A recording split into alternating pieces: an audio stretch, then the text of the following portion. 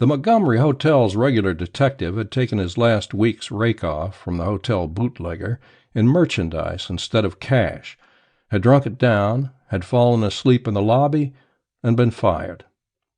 I happened to be the only idle operative in the Continental Detective Agency's San Francisco branch at the time, and thus it came about that I had 3 days of hotel coppering while a man was being found to take the job permanently.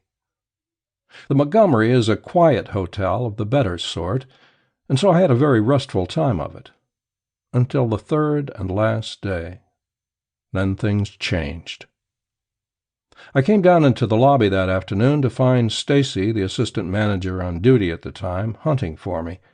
"One of the maids just phoned that there's something wrong up in 906, he said. We went up to that room together. The door was open. In the center of the floor stood a maid, staring goggle-eyed at the closed door of the clothes-press. From under it, extending perhaps a foot across the floor toward us, was a snake-shaped ribbon of blood. I stepped past the maid and tried the door. It was unlocked. I opened it. Slowly, rigidly, a man pitched out into my arms, pitched out backward, and there was a 6-inch slit down the back of his coat, and the coat was wet and sticky. That wasn't altogether a surprise. The blood on the floor had prepared me for something of the sort. But when another followed him, facing me, this one, with a dark, distorted face, I dropped the one I had caught and jumped back. And as I jumped, a third man came tumbling out after the others. From behind me came a scream and a thud as the maid fainted. I wasn't feeling any too steady myself. I'm no sensitive plant, and I've looked at a lot of unlovely sights in my time, but for weeks afterward I could see those 3 dead men coming out of that clothes-press to pile up at my feet, coming out slowly, almost deliberately, in a ghastly game of follow your leader. Seeing them, you couldn't doubt that they were really dead. Every detail of their falling, every detail of the heap in which they now lay, had a horrible certainty of lifelessness in it. I turned to Stacy, who, deathly white himself, was keeping on his feet only by clinging to the foot of the brass bed. "Get the woman out! Get doctors! Police!" I pulled the 3 dead bodies apart, laying them out in a grim row, faces up. Then I made a hasty examination of the room. A soft hat, which fitted one of the dead men, lay in the center of the unruffled bed. The room key was in the door, on the inside. There was no blood in the room except what had leaked out of the clothes-press, and the room showed no signs of having been the scene of a struggle. The door to the bathroom was open. In the bottom of the bathtub was a shattered gin bottle, which from the strength of the odor and the dampness of the tub had been nearly full when broken. In one corner of the bathroom I found a small whiskey glass, and another under the tub. Both were dry, clean, and odorless. The inside of the clothes-press door was stained with blood from the height of my shoulder to the floor, and 2 hats lay in the puddle of blood on the closet floor. Each of the hats fitted one of the dead men. That was all. 3 dead men, a broken gin bottle, blood. Stacy returned presently with a doctor, and while the doctor was examining the dead men, the police detectives arrived. The doctor's work was soon done. "This man," he said, pointing to one of them, "was struck on the back of the head with a small blunt instrument, and then strangled. This one," pointing to another, "was simply strangled. And the third was stabbed in the back with a blade perhaps 5 inches long. They have been dead for about 2 hours, since noon or a little after." The assistant manager identified 2 of the bodies. The man who had been stabbed, the first to fall out of the clothes-press, had arrived at the hotel 3 days before, registering as Tudor Ingraham of Washington, D.C., and had occupied room 915, 3 doors away. The last man to fall out, the one who had been simply choked, was the occupant of this room. His name was Vincent Devlin. He was an insurance broker and had made the hotel his home since his wife's death some 4 years before. The third man had been seen in Devlin's company frequently, and one of the clerks remembered that they had come into the hotel together at about 5 minutes after 12 this day. Cards and letters in his pockets told us that he was Homer Ansley, a member of the law firm of Lancashire and Ansley. whose offices were in the Miles building, next door to Devlin's office, in fact. Devlin's pockets held between $150 and $200. Ansley's wallet contained more than $100. Ingraham's pockets yielded nearly $300, and in a money belt around his waist we found $2,200 and two medium-sized unset diamonds. All three had watches. Devlin's was a valuable one, in their pockets, and Ingraham wore two rings, both of which were expensive ones. Ingraham's room key was in his pocket. Beyond this money, whose presence would seem to indicate that robbery hadn't been the motive behind the three killings, we found nothing on any of their persons to throw the slightest light on the crime. Nor did the most thorough examination of both Ingraham's and Devlin's rooms teach us anything. In Ingraham's room, we found a dozen or more packs of carefully marked cards, some crooked dice, and an immense amount of data on racehorses. Also, we found that he had a wife who lived on East Delavan Avenue in Buffalo and a brother on Cruncher Street in Dallas, as well as a list of names and addresses that we carried off to investigate later. But nothing in either room pointed, even indirectly, at murder. Fells, the police department Bertillon man, found a number of fingerprints in Devlin's room, but we couldn't tell whether they would be of any value or not until he had worked them up. Though Devlin and Ansley had apparently been strangled by hands, Fells was unable to get prints from either their necks or their collars. The maid who discovered the blood said that she had straightened up Devlin's room between 10 and 11 that morning, but had not put fresh towels in the bathroom. It was for this purpose that she had gone to the room in the afternoon. She had found the door unlocked, with the key on the inside, and as soon as she entered, had seen the blood and telephoned Stacy. She had seen no one in the corridor nearby as she entered the room. She had straightened up Ingraham's room, she said, at a few minutes after 1. She had gone there earlier, between 10:20 and 10:45, for that purpose, but Ingraham had not then left it. The elevator man who had carried Ansley and Devlin up from the lobby at a few minutes after 12 remembered that they had been laughingly discussing their golf scores of the previous day during the ride. No one had seen anything suspicious in the hotel around the time in which the doctor had placed the murders, but that was to be expected.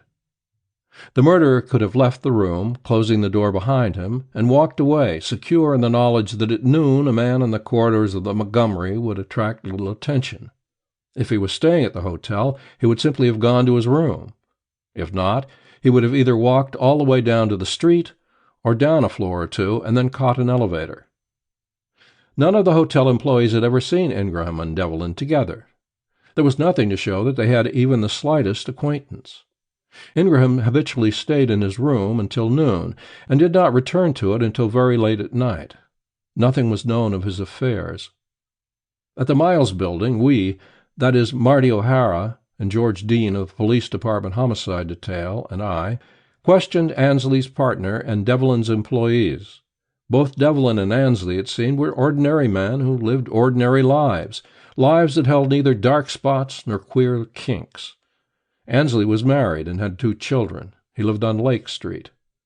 Both men had a sprinkling of relatives and friends scattered here and there through the country, and so far as we could learn, their affairs were in perfect order. They had left their offices this day to go to luncheon together, intending to visit Devlin's room first for a drink apiece from a bottle of gin someone coming from Australia had smuggled into him. "Well," O'Hara said when we were on the street again, "this much is clear. If they went up to Devlin's room for a drink, it's a cinch that they were killed almost as soon as they got in the room. Those whiskey glasses you found were dry and clear. Whoever turned the trick must have been waiting for them. I wonder about this fellow Ingraham." "I'm wondering, too," I said. "Figuring it out from the positions I've found them in when I opened the closet door, Ingraham sizes up as the key to this whole thing. Devlin was back against the wall, with Ansley in front of him, both facing the door. Ingraham was facing them, with his back to the door. This clothes-press was just large enough for them to be packed in it, too small for any of them to slip down while the door was closed. Then there was no blood in the room except what had come from the clothes-press. Ingraham, with that gaping slit in his back, couldn't have been stabbed until he was inside the closet, or he'd have bled elsewhere. He was standing close to the other men when he was knifed, and whoever knifed him closed the door quickly afterward. Now, why should he have been standing in such a position? Do you dope it out that he and another killed two friends, and that while he was stowing their bodies in the closet, his accomplice finished him off? Maybe, Dean said, and that maybe was still as far as we'd gone 3 days later. We had sent and received bales of telegrams, having relatives and acquaintances of the dead man interviewed, and we had found nothing that seemed to have any bearing upon their deaths. Nor had we found the slightest connecting link between Ingraham and the other two. We had traced those other two back step by step almost to their cradles. We had accounted for every minute of their time since Ingraham had arrived in San Francisco, thoroughly enough to convince us that neither of them had met Ingraham. Ingraham, we'd learned, was a bookmaker, an all-around crooked gambler. His wife and he had separated, but were on good terms. Some 15 years before, he had been convicted of assault with intent to kill in Newark, New Jersey, and had served 2 years in the state prison. But the man he had assaulted, one John Pello, had died of pneumonia in Omaha in 1914. Ingraham had come to San Francisco for the purpose of opening a gambling club, and all our investigations had tended to show that his activities while in the city had been toward that end alone. The fingerprints Fells had secured had all turned out to belong to Stacy, the maid, the police detectives, or myself. In short, we had found nothing. So much for our attempts to learn the motive behind the 3 murders. We now dropped that angle and settled down to the detail-studying, patience-taxing grind of picking up the murderer's trail. From any crime to its author, there is a trail. It may be, as in this case, obscure. But since matter cannot move without disturbing other matter along its path, there always is, there must be, a trail of some sort. And finding and following such trails is what a detective is paid to do. In the case of a murder, it is possible sometimes to take a short-cut to the end of the trail by first finding the motive. A knowledge of the motive often reduces the field of possibilities, sometimes points directly to the guilty one. It is on this account that murderers are, as a rule, more easily apprehended than any other class of criminals. But a knowledge of the motive isn't indispensable. Quite a few murder mysteries are solved without its help, and in a fair proportion, say 10 to 20% of cases where men are convicted justly of murder, the motive isn't clearly shown even at the last, and sometimes is hardly guessed at.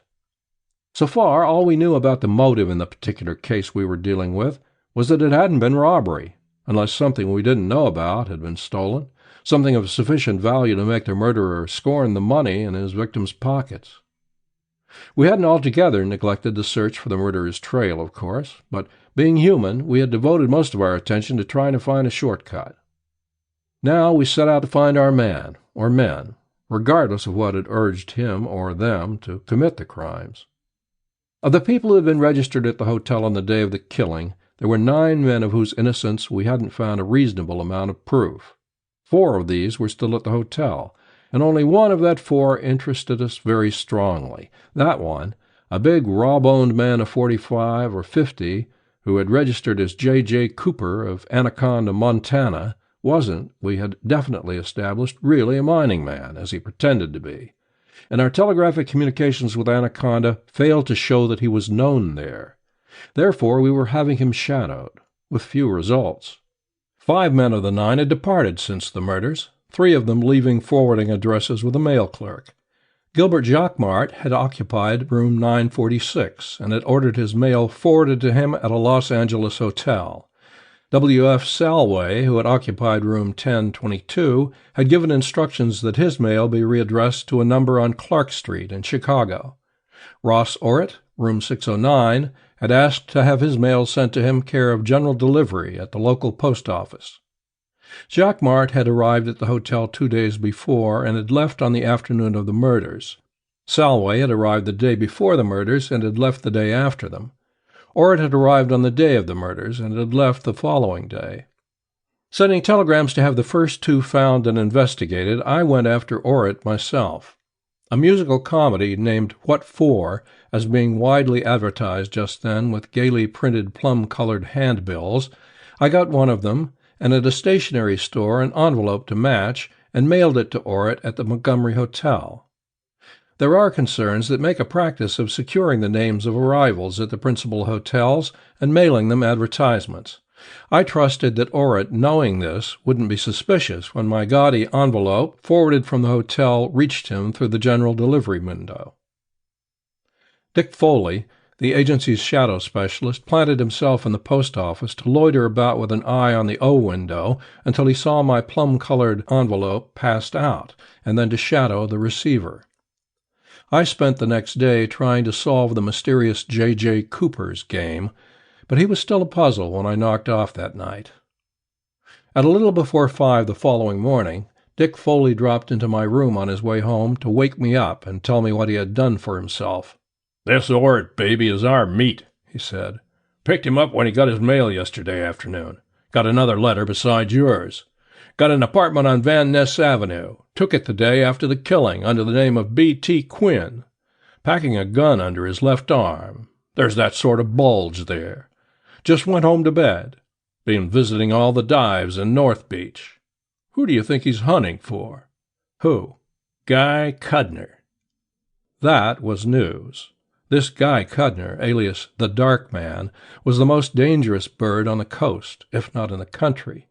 He had only been nailed once, but if he had been convicted of all the crimes that everybody knew he had committed, he'd have needed 6 lives to crowd his sentences into, besides another 6 to carry to the gallows. However, he had decidedly the right sort of backing, enough to buy him everything he needed in the way of witnesses, alibis, even juries, and so the talk went, an occasional judge. I don't know what went wrong with his report that one time he was convicted up north and sent over for a 1 to 14-year hitch, but it adjusted itself promptly, for the ink was hardly dry on the press notices of his conviction before he was loose again on parole. "Is Cudner in town?"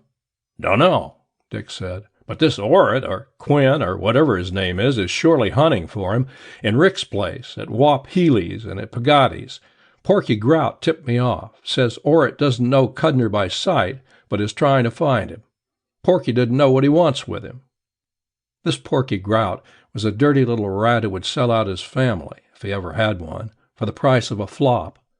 But with these lads who play both sides of the game, it's always a question of which side they're playing when you think they're playing yours.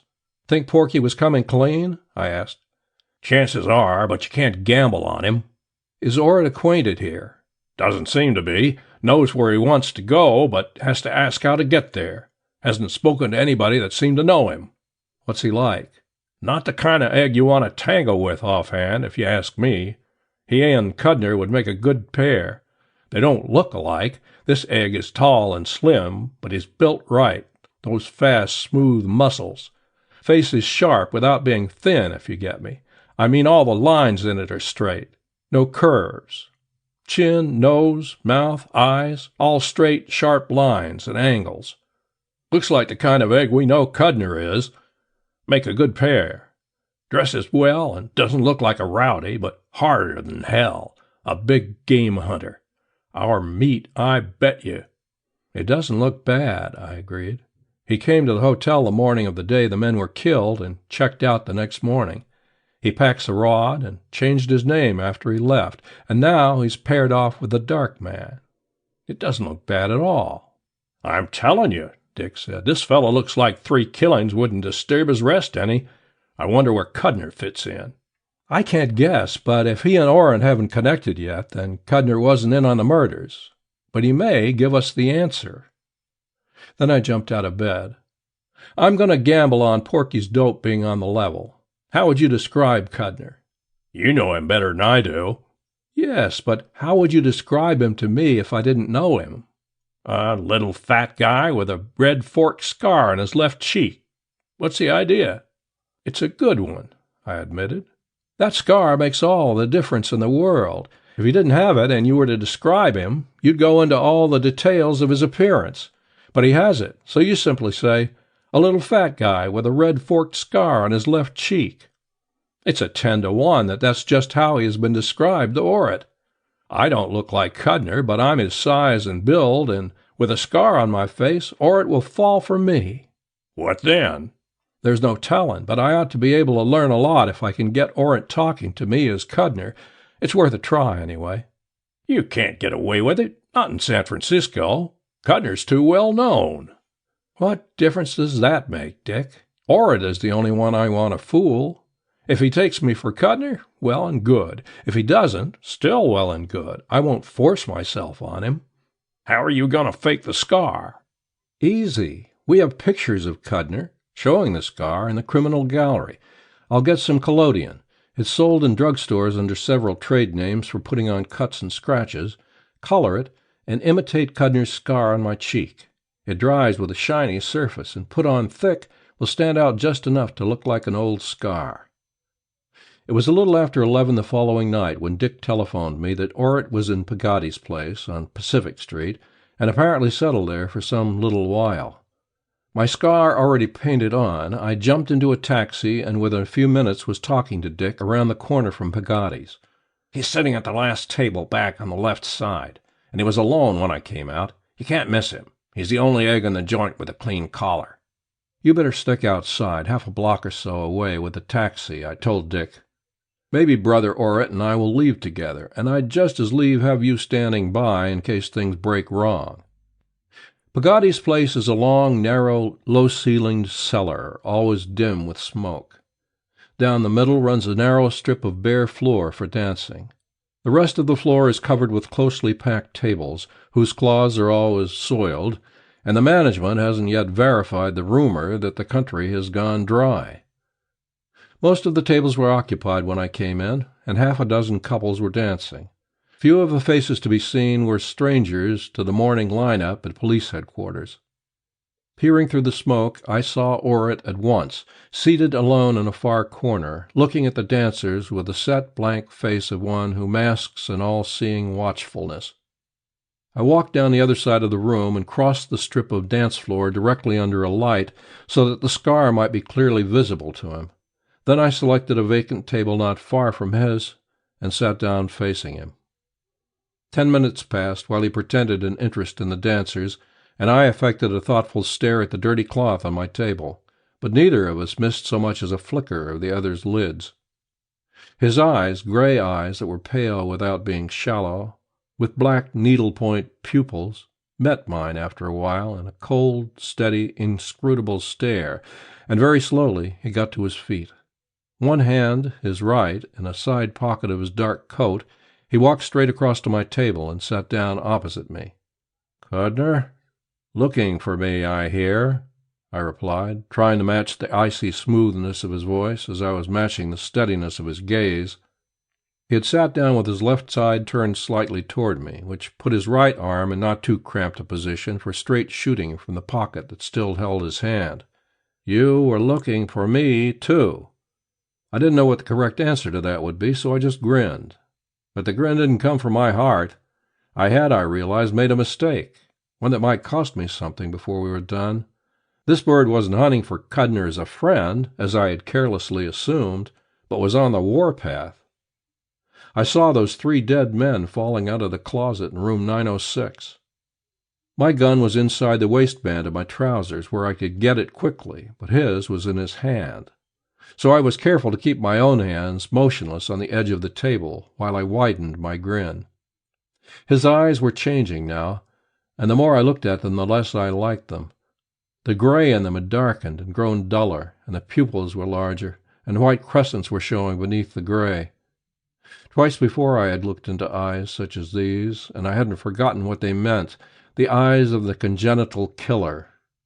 "Suppose you speak your piece," I suggested after a while. But he wasn't to be beguiled into conversation. He shook his head a mere fraction of an inch, and the corners of his compressed mouth dropped down a trifle. The white crescents of eyeballs were growing broader, pushing the gray circles up under the upper lids. It was coming, and there was no use waiting for it. I drove a foot at his shins under the table, and at the same time pushed the table into his lap and threw myself across it. The bullet from his gun went off to one side. Another bullet, not from his gun, thudded into the table that was upended between us. I had him by the shoulders when the second shot from behind took him in the left arm, just below my hand. I let go then and fell away, rolling over against the wall and twisting around to face the direction from which the bullets were coming. I twisted around just in time to see, jerking out of sight behind a corner of the passage that gave to a small dining room, Guy Cudner's scarred face. And as it disappeared, a bullet from Orritt's gun splattered the plaster from the wall where it had been. I grinned at the thought of what must be going on in Orritt's head as he lay sprawled out on the floor, confronted by two Cudners. But he took a shot at me just then, and I stopped grinning. Luckily, he had to twist around to fire at me, putting his weight on his wounded arm, and the pain made him wince, spoiling his aim. Before he had adjusted himself more comfortably, I had scrambled on hands and knees to Bugatti's kitchen door, only a few feet away, and had myself safely tucked out of range behind an angle in the wall, all but my eyes and the top of my head, which I risked now so that I might see what went on. Orritt was now 10 or 12 feet from me, lying flat on the floor, facing Cudner with a gun in his hand and another on the floor beside him. Across the room, perhaps 30 feet away, Cudner was showing himself around his protecting corner at brief intervals to exchange shots with a man on the floor, occasionally sending one my way. We had the place to ourselves. There were 4 exits, and the rest of Bugatti's customers had used them all. I had my gun out, but I was playing a waiting game. Cudner, I figured, had been tipped off to Orritt's search for him, and had arrived on the scene with no mistaken idea of the other's attitude. Just what there was between them, and what bearing it had on the Montgomery murders, was a mystery to me, but I didn't try to solve it now. I kept away from the bullets that were flying around as best I could and waited. They were firing in unison. Cudner would show around his corner, both men's weapons would spit, and he would duck out of sight again. Orritt was bleeding about the head now, and one of his legs sprawled crookedly behind him. I couldn't determine whether Cudner had been hit or not. Each had fired 8 or perhaps 9 shots when Cudner suddenly jumped out into full view, pumping his gun in his left hand as fast as its mechanism would go, the gun in his right hand hanging at his side. Orritt had changed guns and was on his knees now, his fresh weapon keeping pace with his enemy's. That couldn't last. Cudner dropped his left-hand gun, and as he raised the other, he sagged forward and went down on one knee. Orritt stopped firing abruptly and fell over on his back, spread out full length. Cudner fired once more, wildly, into the ceiling, and pitched down on his face. I sprang to Orritt's side and kicked both of his guns away. He was lying still, but his eyes were open. "Are you Cudner? Oh, is he?" "He." "Good," he said, and closed his eyes. I crossed to where Cudner lay and turned him over on his back. His chest was literally shot to pieces. His thick lips worked, and I put my ear down to them. "I got him." "Yes," I lied. "He's already cold." His dying face twisted into a triumphant grin. "Sorry. 3 in hotel," he gasped hoarsely. "Mistake. Wrong room. Got 1. Had to. Other 2. Protect myself. He shuddered and died. A week later, the hospital people let me talk to Orritt. I told him what Cudner had said before he died. "That's the way I had doped it out," Orritt said from out of the depths of the bandages in which he was swathed. "That's why I moved and changed my name the next day. I suppose you've got it nearly figured out by now," he said after a while. "No," I confessed, "I haven't. I've an idea what it was all about, but I could stand having a few details cleared up." "I'm sorry I can't clear them up for you, but I got to cover myself up. I'll tell you a story, though, and it may help you. Once upon a time there was a high-class crook, what the newspapers call a mastermind. Came a day when he found he had accumulated enough money to give up the game and settle down as an honest man. But he had 2 lieutenants, one in New York and one in San Francisco, and they were the only men in the world who knew he was a crook. And besides that, he was afraid of both of them. So he thought he'd rest easier if they were out of the way. And it happened that neither of these lieutenants had ever seen the other. So this mastermind convinced each of them that the other was double-crossing him and would have to be bumped off for the safety of all concerned, and both of them fell for it. The New Yorker went to San Francisco to get the other, and the San Franciscan was told that the New Yorker would arrive on such and such a day and would stay at such and such a hotel. The mastermind figured out there was an even chance of both men passing out when they met, and he was nearly right at that. But he was sure that one would die, and then, even if the other missed hanging, there would be only one man left for him to dispose of later. There weren't as many details in the story as I would like to have, but it explained a lot. "How do you figure out Cudner's getting into the wrong room?" I asked. That was funny. Maybe it happened like this. My room was 609, and the killing was done in 906. Suppose Cudner went to the hotel on the day he knew I was due and took a quick slant at the register. He wouldn't want to be seen looking at it if he could avoid it, and so he didn't turn it around, but flashed a look at it as it lay, facing the desk. When you read numbers of 3 figures upside down, you have to transpose them in your head to get them straight, like 1, 2, 3. You'd get that 3, 2, 1, and then turn them around in your head. That's what Cudner did with mine. He was keyed up, of course, thinking of the job ahead of him, and he overlooked the fact that 609 upside down still reads 609 just the same. So he turned it around and made it 906, Devlin's room. "That's how I doped it," I said, "and I reckon it's about right." And then he looked at the key rack and saw that 906 wasn't there. So he thought he might just as well get his job done right then, when he could roam the hotel corridors without attracting attention. Of course, he may have gone up to the room before Ansley and Devlin came in and waited for them, but I doubt it. I think it more likely that he simply happened to arrive at the hotel a few minutes after they had come in. Ansley was probably alone in the room when Cudner opened the unlocked door and came in, Devlin being in the bathroom getting the glasses. Ansley was about your size and age, and close enough in appearance to fit a rough description of you. Cudner went for him, and then Devlin, hearing the scuffle, dropped the bottle and glasses and rushed out and got his. Cudner, being the sort he was, would figure that 2 murders were no worse than 1, and he wouldn't want to leave any witnesses around. And that is probably how Ingram got into it. He was passing on his way from his room to the elevator, and perhaps heard the racket and investigated, and Cudner put a gun in his face and made him stow the 2 bodies in the clothes press, and then he stuck his knife in Ingram's back and slammed the door on him. That's about the... An indignant nurse descended on me from behind and ordered me out of the room, accusing me of getting her patient excited. Orrin stopped me as I turned to go. "Keep your eye on the New York dispatches," he said, "and maybe you'll get the rest of the story. It's not over yet. Nobody has anything on me out here. The shooting in Pagotti's was self-defense, as far as I'm concerned, and as soon as I'm on my feet again and can get back east, there's going to be a mastermind holding a lot of lead. That's a promise." I believed him.